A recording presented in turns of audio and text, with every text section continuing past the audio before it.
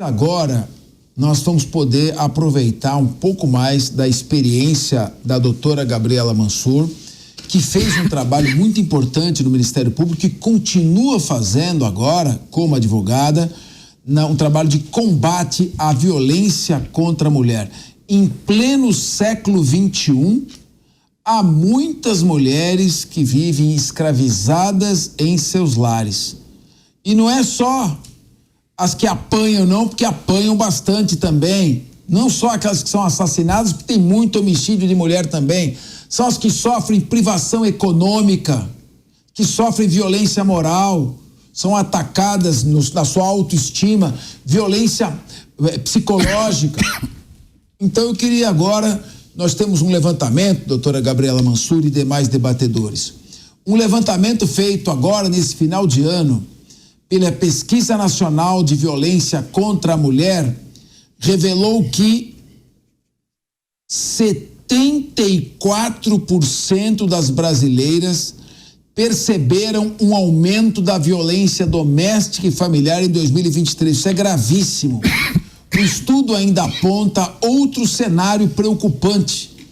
Das entrevistadas que sofreram algum tipo de violência, a maioria foi violada de forma física, que é violência sexual, estupro, violência física, agressão, psicológica, que é aquela tortura psicológica, rebaixando a mulher na sua autoestima, e moral, que são ofensas contra a honra. E, de fato, foram muitos os casos de grande repercussão no ano. Só para citar alguns, doutora Gabriela Mansur, teve o caso do estupro do Daniel Alves na Espanha, a condenação do Thiago Brenan. Nós podemos comentar depois, também com os demais debatedores, caso a caso, a possibilidade do ex-jogador Robinho cumprir aqui no Brasil sua pena por estupro, e ali foi estupro coletivo praticado na Itália. E ainda a agressão sofrida pela apresentadora Ana Hickman. Doutora Gabriela Mansur, eu estou abismado, não sei se porque a imprensa começou a cobrir mais isso, o número de mulheres que são assassinadas de todas as classes sociais, inclusive das classes mais favorecidas, onde a gente pressupõe que tenha mais acesso aos meios de comunicação, condições econômicas de sair, namorados jogando as namoradas do apartamento, matando, incendiando. O que está acontecendo? O que a sua experiência mostra desse balanço que é pavoroso? O Brasil é um dos países que tem a maior índice de violência doméstica do mundo, Gabriela Mansur. Sim, é muito grave mesmo. Nós tivemos alguns índices que você não revelou aqui, Capês, mas que chamaram muita atenção. No primeiro semestre de 2023, nós tivemos um aumento de 14% dos casos de estupro. Foram quase 35 mil meninas e mulheres estupradas durante o primeiro semestre de 2023, o que representa um aumento de 14% em relação ao ano passado, e um índice de que a cada 8 minutos uma menina é estuprada no Brasil. Então isso chama a atenção. Agora, nós temos sim um aumento da violência contra a mulher, mas nós também temos um aumento das denúncias. A violência contra a mulher sempre existiu, mas as mulheres estão mais conscientes dos seus direitos e estão procurando mais ajuda, estão denunciando. Tanto as mulheres menos privilegiadas, e as mulheres pretas sofrem muito mais violência do que as mulheres brancas, porque elas, além da violência dentro de casa, elas sofrem uma violência institucional, a falta de oportunidade, de acesso ao sistema de justiça, à saúde, à educação. Isso faz com que, infelizmente, elas sofram mais violência. Porém, nós também temos as mulheres brancas de classe média alta, que estão rompendo a barreira da vergonha, e muitas vezes elas são casadas ou com os seus companheiros são pessoas importantes, são autoridades, e elas não conseguem denunciar por medo, por vergonha, ou muitas vezes por uma intimidação, e elas estão tendo mais acesso, estão denunciando, e nós vimos aí recentemente casos de mulheres famosas ou casadas com pessoas famosas que denunciaram seus agressores para romper o ciclo da violência. Então eu vejo também um lado positivo, que é o aumento das denúncias, mas infelizmente nós também temos um aumento da violência, sim. Agora, o que levou a esse aumento não tem uma explicação. E eu não gosto da fala de que o Brasil é um país machista, porque parece que a gente está justificando essa violência, que não tem justificativa. Eu acredito que, infelizmente, o brasileiro não está acostumado a lidar com a independência e a autonomia da mulher. Então, quanto mais as mulheres estão tendo autonomia e independência, infelizmente, mais resistência elas estão tendo por parte dos seus companheiros, ex-companheiros, e aumenta, sim, essa violência contra a mulher. Então, também nós temos que fazer um trabalho de reeducação do homem para que ele consiga conviver com a mulher independente, com a mulher autônoma. Isso não é uma mulher sozinha, isso é uma mulher independente com autonomia, onde homens e mulheres são iguais em direitos, obviamente diferentes em características, em personalidade, que deve ser respeitado. Mas a igualdade tem que ser em relação aos direitos, e é isso que eu espero. Uma conscientização de que nós precisamos, de fato, rever esses conceitos para evitar a violência contra a mulher, porque é inconcebível que nós temos um índice altíssimo dessa natureza.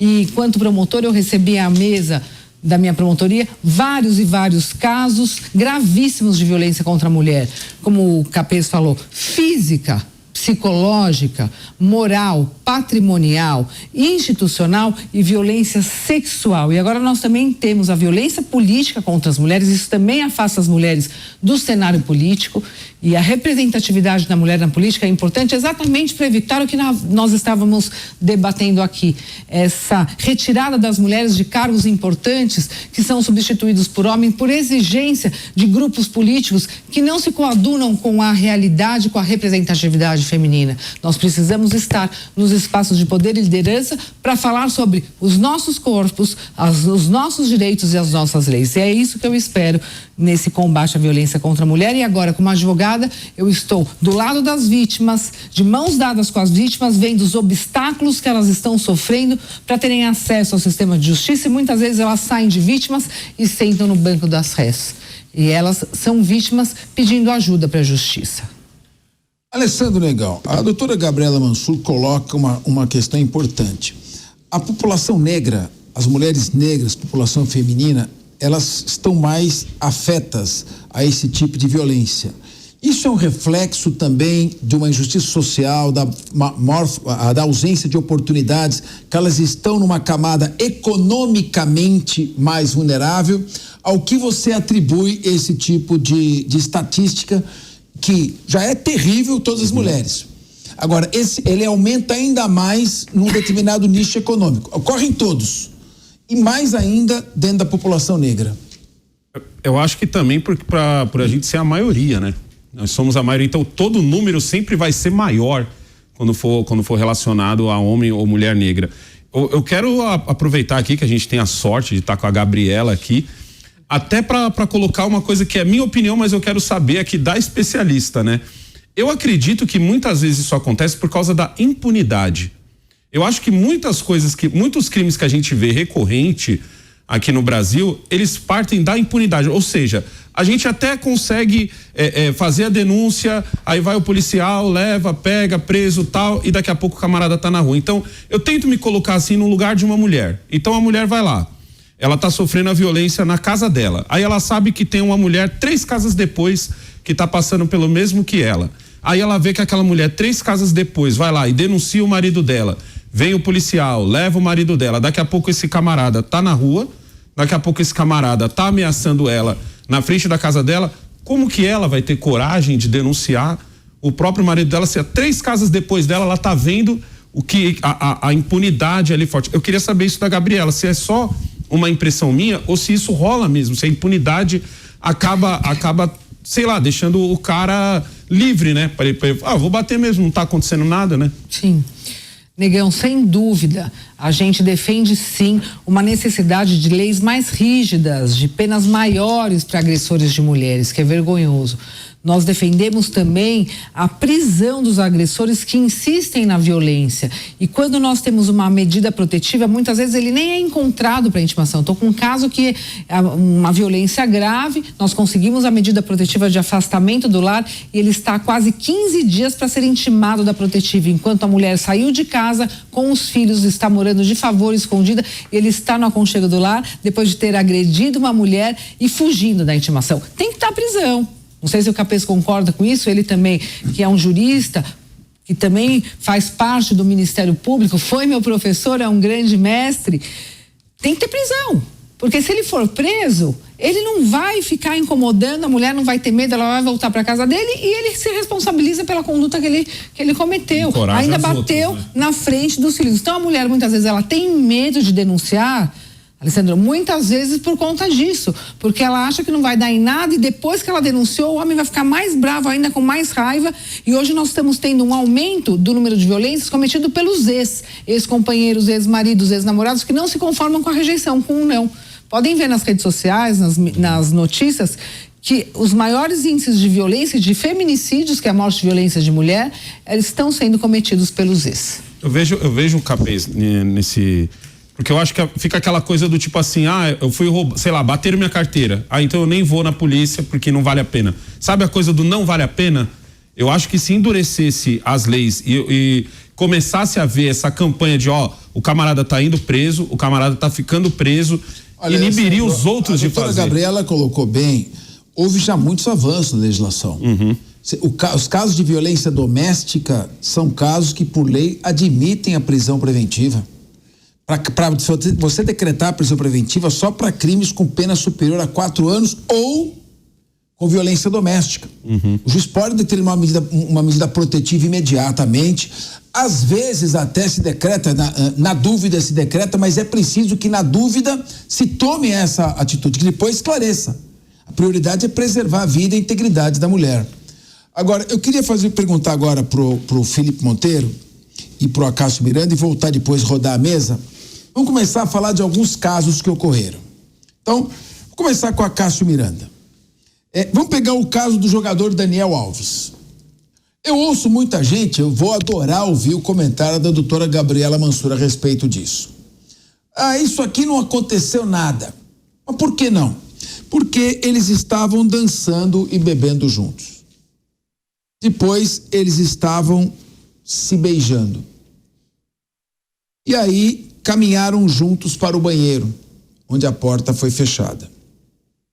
Ela sai correndo depois, isso não é estupro, ela quis. Eu estava consultando a legislação espanhola, que é muito parecida com a nossa. A partir do exato instante, do exato momento em que a mulher, por algum motivo, não quer prosseguir, porque não esperava que chegasse até aquele momento, ou porque ela mudou de ideia, a partir do momento em que ocorre o dissenso, a discordância, tudo que ocorre a partir dali é estupro. Inclusive, eu sugiro aqui, já nas minhas redes, eu recomendei, assistam a série da Netflix, Uma Família Quase Perfeita, para ver o que aconteceu, o que não foi. A família não denunciou um estupro sofrido pela filha, quais foram todas as consequências desta omissão.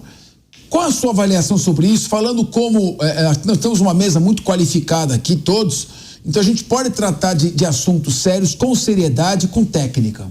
Capês, até meu vício de origem, você sabe, eu fiz mestrado na Espanha. Em 2012, quando eu estava fazendo mestrado na Espanha, eles já tinham uma discussão bastante forte sobre uma reestruturação dos crimes contra a liberdade sexual, obviamente transformando os crimes contra a liberdade sexual em algo condizente com a sociedade que nós temos. E a imputação que é feita ao Daniel Alves, especialmente as provas utilizadas contra o Daniel Alves, são decorrência destas reformas. Não fosse os mecanismos admitidos pela legislação espanhola, ele muito provavelmente não estaria preso. E para nós aqui no Brasil, e a doutora Gabriela disse muito bem, que infelizmente estamos habituados com a injustiça e com a impunidade, especialmente nesses casos, o caso do Daniel Alves acaba causando certa estranheza, certa perplexidade. Mas é importante que se frise: nos crimes contra a liberdade sexual, a palavra da vítima e a palavra das pessoas que estavam próximas ao autor e aquele contexto fático deve ter bastante valoração. Então fica aqui os nossos aplausos à legislação espanhola, que soube muito bem capitanear o momento e a necessidade das mulheres para evitar a impunidade como nós temos por aqui. Agora eu quero ouvir a experiência do Felipe Monteiro, que também é um brilhante advogado com experiência em direito internacional. Vamos pegar o caso do Robinho, Felipe. O Robinho praticou estupro coletivo. Foi flagrado com interceptação telefônica, admitindo, está condenado a 9 anos de reclusão. Muito bem. Olha o drama aqui. 9 anos de reclusão. Uma legislação recente permite a extradição executória. Ou seja, embora o brasileiro não possa ser, o nacional, brasileiro nato, não possa ser extraditado do Brasil para a Itália, onde o crime foi cometido, para que na Itália ele cumpra a pena, a nossa legislação, seguindo uma tendência internacional, aprovou a extradição executória. Ou seja, o brasileiro não é enviado para lá, mas a pena é enviada para o Brasil e pode aqui ser executada. Eu vou fazer uma colocação jurídica, e é claro que ela pode ser superada. Esta lei que permite a extradição executória e que, portanto, restringe o direito de liberdade, foi aprovada após o crime cometido pelo Robinho. E essa é uma lei processual, mas é uma lei processual híbrida, porque ela cerceia o direito de liberdade. É possível admitir a retroatividade, ou seja, a lei que permite a extradição executória, a lei que vai levar o Robinho para a prisão, a lei que vai permitir que o Robinho cumpra a pena, é uma lei de caráter penal e ela pode ser aplicada por um crime cometido antes dela, já que a Constituição diz que a lei penal não pode retroagir, quer dizer, alcançar fatos anteriores, se ela for prejudicial. Como superar essa questão desse entendimento e o que você acha do caso em si, horrendo? Ele deveria ser processado novamente no Brasil ou você é a favor? Ainda não foi julgado pelo STJ, a questão vai ser julgada, já tem parecer da Procuradoria-Geral da República favorável. Como você vê esta questão? Capês, essa é uma boa pergunta. Eu vou responder no final. Agora, eu queria só ressaltar uma questão que eu acho impressionante, né? Como o meio do futebol, que é um meio que tem aquela cultura machista, misógina, não é? A cultura patriarcal tá lá evidente, né? Reproduz esse tipo de conduta. Você vê vários jogadores de futebol, Robinho, Daniel Alves e muitos outros, né? As denúncias contra jogadores de futebol, contra pessoas do mundo do futebol relacionada à violência contra a mulher é um negócio assim impressionante, não é? E você vê que com um ambiente machista que tem muitos homens, né? Ele tem que começar a se modernizar e abrir para o feminino também, né? A única presidente de um clube de futebol, por exemplo, mulher, só tem uma, no Palmeiras, a Leila, né? Não tem, por exemplo, profissionais, tem poucos psicólogas, né, lidando nesse ambiente. Ou seja, o futebol ele tem que se modernizar e tem que ser mais permeável, né, às mulheres, para impedir essa cultura machista e misógina de imperar. Em relação à questão da sua pergunta, Capês, eu entendo que o crime de estupro existe no Brasil. Né? Não está criando um novo tipo penal no Brasil. Pelo contrário, a questão a questão específica sobre o cumprimento da pena. Então eu entendo que o Robinho, se for condenado na Espanha, ele tem que cumprir a pena no Brasil. Não dá para passar impune esse crime de violência contra a mulher, não, de estupro no caso, né?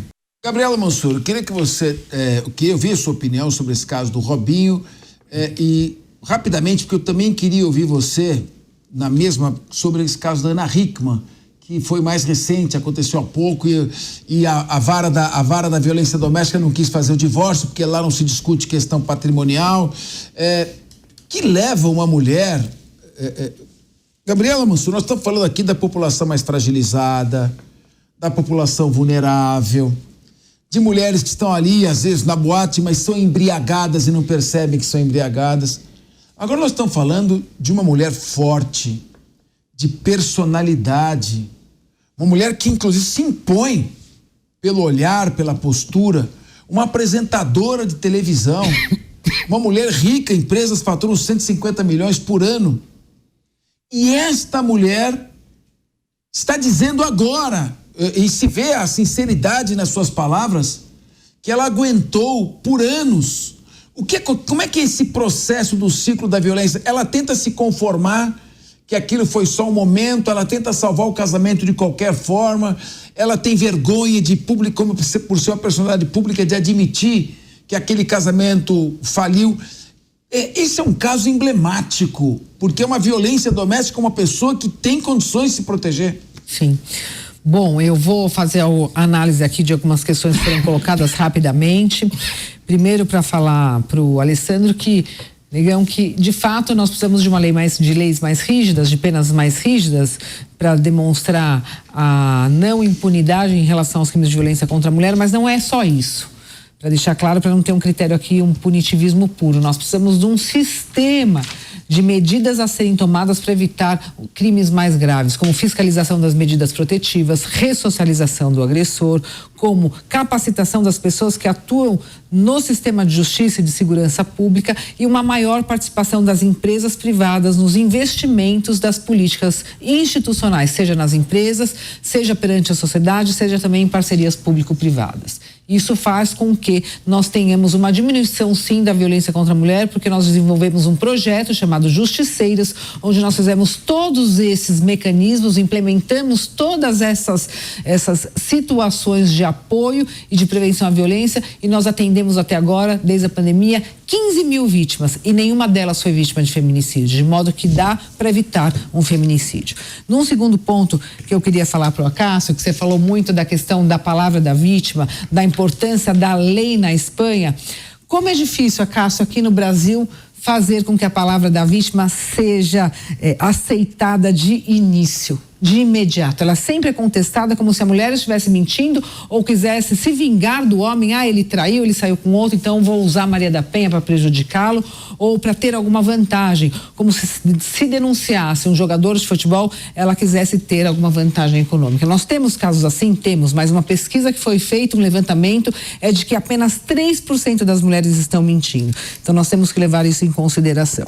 Em relação à lei espanhola, do caso do Daniel Alves, desde 2018 existe na Espanha a lei Non se cales. Non se cales porque houve um crime de estupro coletivo dentro de um estabelecimento, de um bar ou de uma casa noturna, sem que houvesse um crime específico para isso, Capese. E aí houve o quê? A tipicidade da conduta e a absolvição dos estupradores. Isso causou uma comoção nacional na Espanha, exigindo das autoridades competentes a elaboração de uma lei, de um protocolo para atendimento imediato das vítimas que sofressem qualquer tipo de abuso sexual nesses estabelecimentos. E aí veio esse protocolo.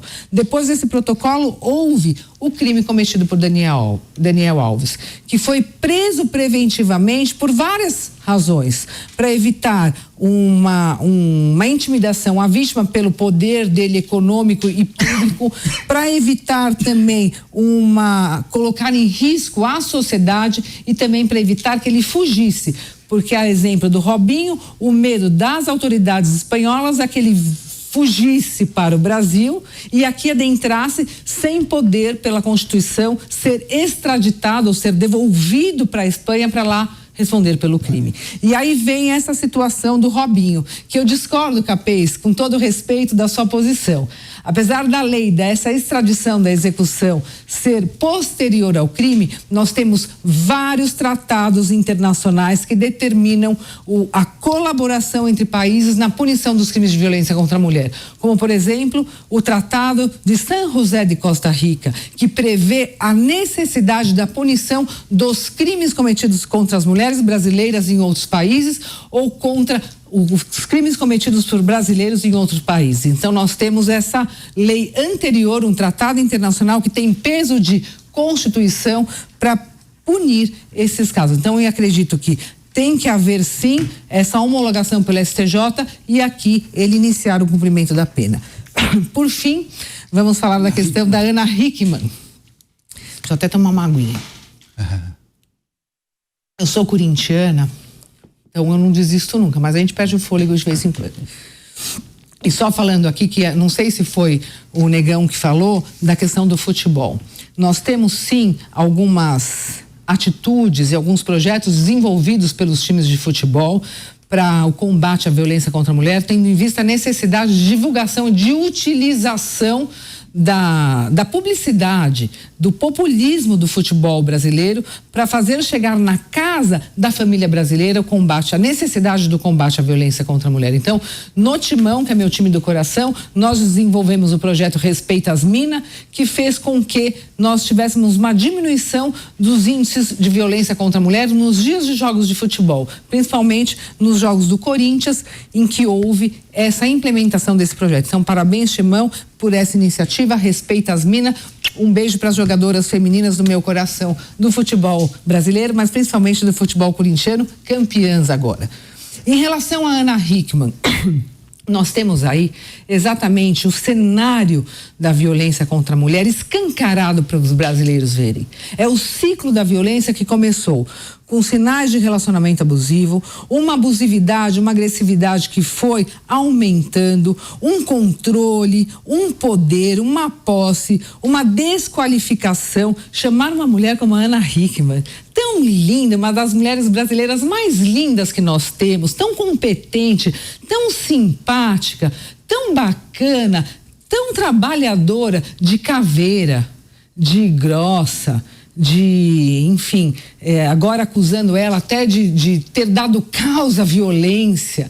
É um absurdo, nos deixa triste. Isso foi aumentando, foi evoluindo, até que houve, além da violência moral, da violência psicológica, da violência patrimonial, porque há sim fraude ao patrimônio dela, houve a violência física, que é quando a mulher acorda. Por isso que o Capês perguntou, por que demorou tanto para denunciar? Porque muitas vezes a mulher não percebe que está sendo vítima de violência, muitas vezes ela não tem o apoio, e quanto mais ela vai sofrendo essa violência psicológica, mais ela vai ficando sem força, mais ela vai ficando no chão, mais ela vai ficando isolada e menos ela vai percebendo a necessidade da denúncia. Mas aí vem um tapa, e com esse tapa ela acorda e fala, não é isso que eu quero para mim, eu quero denunciar. E foi o que a Ana Hickman fez, e por ela ser uma pessoa pública, obviamente que isso daí vazou e acabou tomando conta de toda a imprensa e mídia brasileira. Então, nós desejamos a Ana Hickman sucesso, nós desejamos proteção e a credibilidade da justiça no seu caso.